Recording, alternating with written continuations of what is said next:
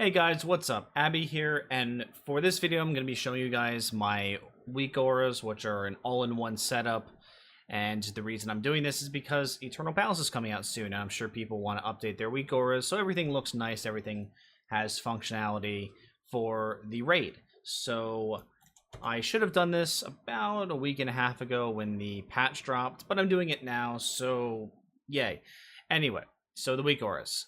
They're mostly the same as they were before, but what you might notice if you're running my previous Weakauras is that you're going to get these legacy icons here. I just updated all that, very simple. So if you do want to reinstall that, then here the link is down in the description. You can just manually do it yourself if you played around and you don't want to play around with them again to get your settings back. Then by all means, just copy some of the imports that I have in here that are new if you like them. There's only a couple new things, but most of this is just updating the triggers. Now, obviously, all the style is still the same. I still love this style. The reason I have this is because this is how I like it, and people were asking for it, and then I just started sharing it publicly, but this is how I like everything. I like not having my cooldowns count on my Weakaura bar.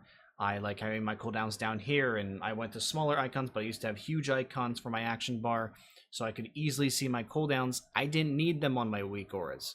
You guys can have it completely different. You can style this however you want. You can play around with it. If you have any questions on how to do that, just put them in the comments below, and I'll try to get back to you on that. But the new things with this, let's go over that. So obviously, just reposition some things. Razor Ice is down here instead of over here, and Fallen Crusaders down here instead of over here. Main reason is I switched how my UI looks. I can also put a link to my Elvui paste bin down below in the description if you guys want that as well. You do need Skullflower for that, so if you do want to run this, that is a requirement, and I feel like it looks really good. You get that on the Elvui launcher, and this obviously runs the base of Elvui. So the first thing that I added that's new is Empower Rune Weapon. I should have had this a long time ago because it's a really important buff if you're running Breath of Sindragosa. It's super, super strong. Should have had this buff counting right there. It was an open slot. It should have clicked a while ago, but you know what? Better later than never. Something like that. That's an expression. And you know what? It fits right there perfectly. So, yay, I'm keeping that there. I like that. That works perfectly. Now, of course, some things for people who are new here, before I get into the other new thing that you can see right there, is some of the things like this up here is Gathering Storm. I just want to explain these things for people that are new to my Weakauras. Obviously, we have Remorseless Winter here, and if you are running Gathering Storm, you gain stacks every time you spend a rune. Every time you spend one rune, you gain one stack, so basically Obliter is +2 stacks. And in order to track those stacks, we have this little nice indicator right here of how many stacks of Gathering Storm you have. The reason I feel like this is important is to know whether you carried over your 10 stacks when you pop a new Remorseless Winter and it carries over. You haven't dropped it yet until the cooldown comes up. I feel like that's an important thing to track. So there you go. Frost Fever right here. This does blink when you don't have Frost Fever up. I like that. I'll show you that in a second. And one of my favorite things is the Pillar of Frost. So obviously we have Pillar of Frost. Pillar of Frost when it's off CD, it's going to flash like it is now.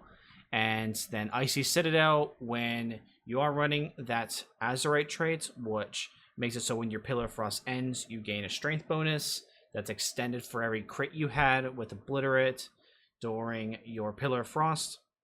That's a really nice thing to track, especially because if you have 3 of those, you actually wait on your Chains of Ice and your Frostworm's Fury until right when you get that buff, because it's really strong. So that is something that I like to track personally. And then this little percent up here is the strength bonus that you've gained so far from Pillar of Frost. Just a nice little thing to track. It doesn't really add any bonus to you because you're saving Chains of Ice for the end anyway, and you can get that from the timer. You don't really need that strength counter. Just a really cool thing to say, hey, I got this 30% Pillar of Frost. This is awesome. I got 35% POF. Good for me.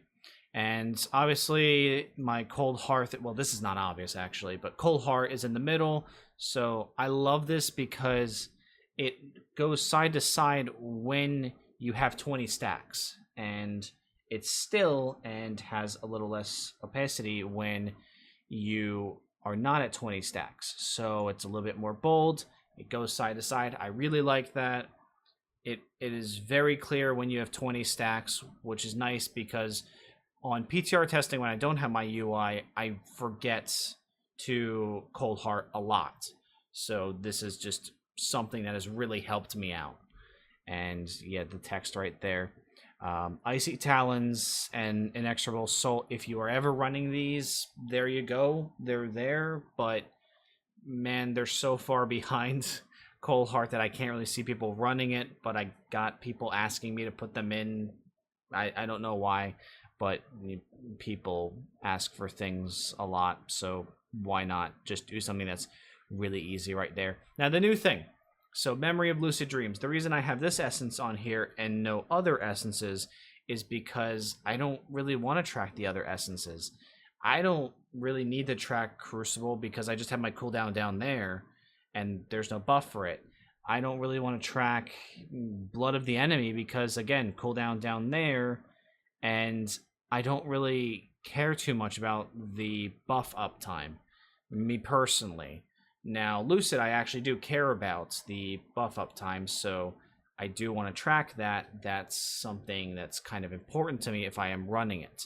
Now, normally I'm running Crucible Major, Lucid Minor, but if in any instance I am running Lucid Major, this I feel like will be helpful. And if you don't want to run this, if you want to run your own, just right-click, delete.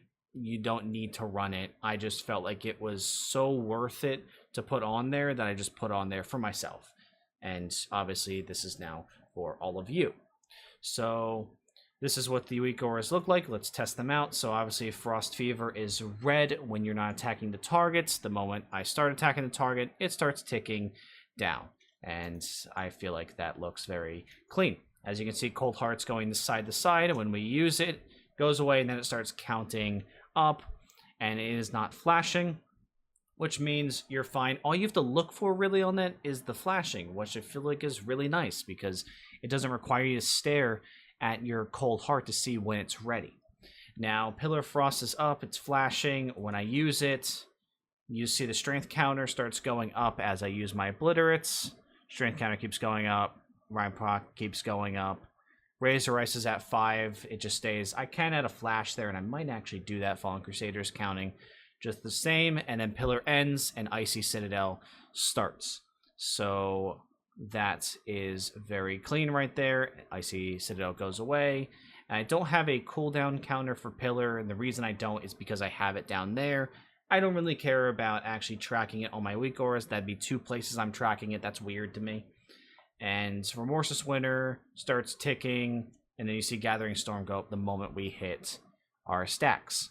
And then it's down, and you'll see in a second the cooldown starts going.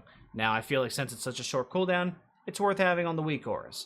If you don't like that on the Weakauras, then just delete the Pillar off cooldown Weakaura on there, and it won't affect anything else. It'll just delete that. So that's not a big deal at all. And then obviously when I pop my Lucid, you'll see a giant counter for Lucid. It works with everything else just fine. And then this is Banter's Weakaura right here, the one that counts Breath of Sindragosa. This is something I highly recommend. I really do like this Weakaura. Now, I'm not sure if it's still working 100%, but what it does do really well is it does show the time and the damage and the duration when it ends. I'm not sure if everything else is functional with it, but the functionality of it is to really show you what your duration is and to show you if your breath is still ticking. So that in that case, it works really well. Now, if you guys did enjoy this video, make sure to give it a like. If you have any questions or requests for Weakauras, put them down in the comments down below, and I will do a Unholy video for this, which I know a lot of people are planning to play Frost, but there's still people that are planning to play Unholy, and Unholy might be the play. We don't know yet.